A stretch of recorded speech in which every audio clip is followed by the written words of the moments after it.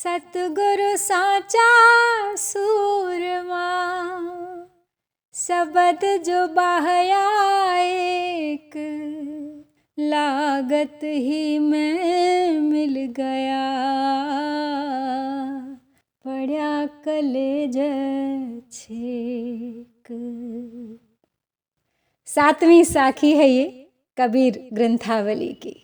सतगुरु को सच्चा सूरमा कहा है कबीर ने, शब्दों का वीर, जिनके वचन उनके हृदय में बस गए हैं, अंतर मन को झकझोर गए हैं।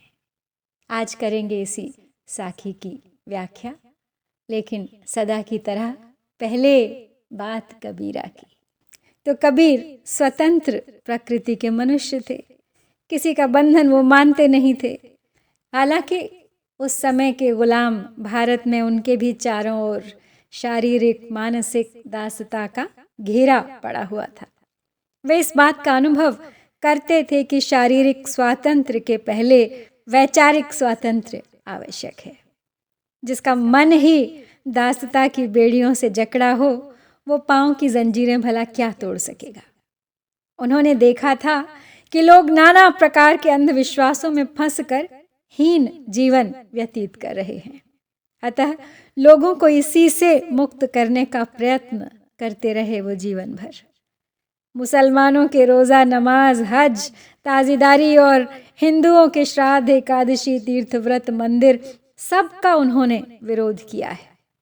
कर्मकांड की तो भरपेट निंदा की है उन्होंने, और इस बाहरी पाखंड के लिए उन्होंने हिंदू मुसलमान दोनों को खूब फटकारें सुनाई हैं।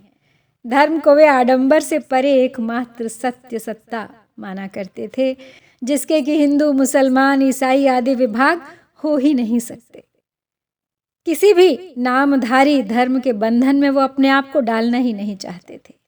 स्पष्ट कहते थे कि न मैं हिंदू हूँ ना मुसलमान हूँ। इसी से जुड़ी एक रोचक कहानी आपको सुनाती हूँ। धर्मदास और श्रुति गोपाल नाम के कबीर के दो चेले थे। धर्मदास बनिए थे और उनके विषय में लोग कहते थे कि वो पहले मूर्ति पूजा किया करते थे, लेकिन कबीर से उनका पहले पहल जब काशी में साक्षात्कार हुआ तो कबीर ने उन्हें मूर्ति पूजक होने के कारण खूब फटकारा था। फिर उसके बाद एक बार वृंदावन में उन दोनों की भेंट हुई। उस समय उन्होंने कबीर को पहचाना तो नहीं, लेकिन बोले कि तुम्हारे उपदेश ठीक वैसे लगते हैं जैसे एक साधु ने मुझे काशी में दिए थे। तो तब कबीर ने उनकी उस मूर्ति को, जिस मूर्ति को वो हमेशा अपने पास पूजा के लिए साथ रखा करते थे, उनसे लेके उसे जमुना में डाल दिया। अब तीसरी बार कबीर स्वयं उनके घर बांधीगढ़ पहुंचे और वहां उन्होंने उनसे कहा कि तुम उसी पत्थर की मूर्ति को पूजते हो जिसके तुम्हारे तौलने के बाट हैं। तो उनके दिल में ये बात बैठ गई और फिर वो कबीर के शिष्य हो गए। लेकिन न जाने क्यों उनका वो मूर्ति पूजक मन माना नहीं, और कबीर की मृत्यु के बाद धर्मदास ने छत्तीसगढ़ में कबीर पंथ की एक अलग शाखा चला दी और श्रुति गोपाल काशी वाली शाखा की गद्दी के अधिकारी हुए। और जैसे होता है, धीरे धीरे दोनों शाखाओं में बहुत भेद हो गया। कबीर कर्मकांड को पाखंड समझते थे, उसके विरोधी थे, लेकिन आगे चलकर इस कबीर पंथ में भी कर्मकांड की ही प्रधानता हो गई।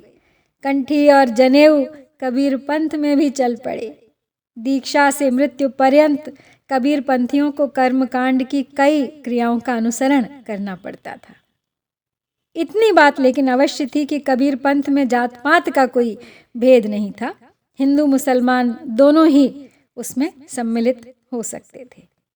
लेकिन क्या कभी कोई पंथ ऐसा कर पाया है? अंधभक्तों ने उनकी मृत्यु के बाद उन्हें ही खुदा बना दिया। जिस कबीर का सतगुरु सच्चा शूरवीर था, उसके सतगुरु को एक नई संज्ञा देने में कोई वक्त नहीं लगाया उनके चेलों ने। सतगुरु साचा सूरमा, शब्द जो बाहया एक, लागत ही मैं मिल गया, पड़ा कलेज छेक। सूरमा यानी सूरमा, सूरमा शूरवीर को कहा जाता है। शब्द शब्द गुरु की शिक्षा। शब्द जो बाह्या, बाह्या यानी चलाया, बरसाया, तो शब्दों के बाण जो सतगुरु ने चलाए, उस सच्चे शूरवीर ने जो शिक्षा दी, उन वचनों के प्रभाव से, उन शब्द बाणों के लगते ही मैं मिल गया। अर्थात मैं का भाव, मेरा, मेरी ईगो सब मिट्टी में मिल गई, नष्ट हो गई। मैं शब्द एक ही है, लेकिन इससे दो अर्थों का भाव होता है। मैं यहाँ पर अहंकार भी है और मैं यहाँ पर आत्मज्ञान भी है।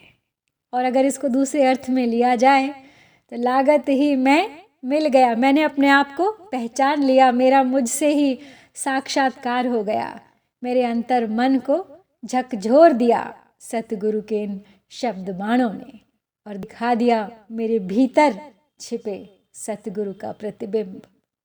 लागत ही यानी लगते ही, पड़या कलेजे छेक, पड़या मीन्स पड़ गया, कलेजे हृदय में, छेक छेद हो गया, मेरे हृदय को बेंध गया। तो सतगुरु साचा सूरमा, सतगुरु सच्चे शूरवीर हैं। जिस प्रकार रणभूमि में सूर अर्थात शूरवीर अपने विरोधी पक्ष को बाण वर्षा से परास्त कर देता है, उसी प्रकार उस सद्गुरु रूपी शूर ने शब्द यानी अपने उपदेशों का बाण चलाया है, अपनी शिक्षाओं का बाण चलाया है।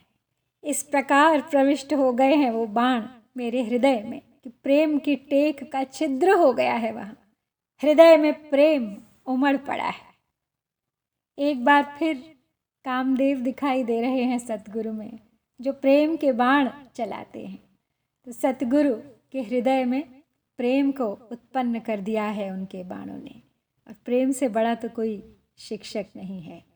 प्रेम का द्वार जब खुलता है तो व्यक्ति हर प्रकार की शिक्षा ग्रहण करने के लिए तत्पर हो जाता है, साथ साथ उसके ज्ञान चक्षु भी खुल जाते हैं। वो एक नवीन दृष्टि से देखने लगता है संसार को, स्वयं को, अपने समाज को, ब्रह्मांड को। भाषा सौंदर्य की बात करें तो मैं फिर अपने उन्हीं शब्दों की पुनरावृत्ति करूंगी कि रहस्यवाद से भरी हुई है उनकी भाषा, भावनाओं की अभिव्यक्ति से ओतप्रोत है, सामाजिक आडंबरों का विरोध करती हुई, माधुर्य प्रसाद से भरी हुई, उन्मुक्त, उच्छृंखल, फक्कड़ी, सरल। जो शब्द इधर उधर सुना, मन को भाया, मन में बस गया और उनकी वाणी में, दोहों में बाहर निकल के आ गया। दोहा छंद है जिसमें लिखी गई है ये साखी। और अलंकार योजना की बात करें तो यहाँ हमें कई अलंकार दिखाई दे रहे हैं। सतगुरु साचा सूरमा शब्द जो बाह्या एक, इसमें सतगुरु साचा सूरमा शब्द लगातार स वर्ण की आवृत्ति हुई है 4 बार। तो यहाँ पे वृत्त्यानुप्रास है, जब एक ही वर्ण की कई बार आवृत्ति हो तो वृत्त्यानुप्रास होता है। तीसरा अलंकार है यहाँ पर सांग रूपक अलंकार, जिसका प्रयोग हुआ है सतगुरु साचा सूरमा में। सतगुरु को सच्चे शूरवीर के समान न कहकर सच्चे शूरवीर की संज्ञा देकर उपमान और उपमेय का अंतर मिटा दिया गया है। चौथा अलंकार जिसकी अनुभूति यहाँ हो रही है वो वही है जो पिछले दोहे में भी था, रूपकातिशयोक्ति अलंकार। क्योंकि हमें एक बार फिर कामदेव के मन ही मन दर्शन हो रहे हैं, लेकिन दोहे के शब्दों में वो सर्वथा विलीन है। तो सतगुरु यहाँ पे एक ऐसे शूरवीर हैं जो शब्दों के बाण चलाते हैं, जिनका प्रहार सीधे हृदय पर होता है और प्रेम उमड़ने लगता है उस हृदय में से। 3 और अलंकार मुझे दिखाई दे रहे हैं, छेकानुप्रास, अंत्यानुप्रास और श्लेष। मैं शब्द में श्लेष अलंकार भी है। मैं का 2 अर्थों में प्रयोग हुआ है। मैं अहंकार भी है और मैं यहाँ पर आत्मज्ञान भी है। तो जब एक ही शब्द अनेक अर्थों का भान दे तो वहाँ श्लेष अलंकार होता है। मैं मिल गया पड़या में, मैं मिल म की आवृत्ति 2 बार हुई है, तो 2 बार आवृत्ति वाला छेकानुप्रास। और मैं मिल गया पड़या, या गया और पड़या दोनों में अंत में या है, तो यहाँ अंत्यानुप्रास भी है। तो अलंकारों की भरमार है इस साखी में। तो आज इसी के साथ इस कड़ी को यहाँ समाप्त करूँगी। पुनः लौटूंगी शीघ्र अगली कड़ी के साथ। प्रतीक्षा कीजिएगा, बने रहिए मेरे साथ अंत तक। बहुत लंबी यात्रा है। दिल खोल के बांटिए मित्रों संबंधियों से, नहीं किया हो तो सब्सक्राइब कर लीजिए। जय भारत, जय कबीर।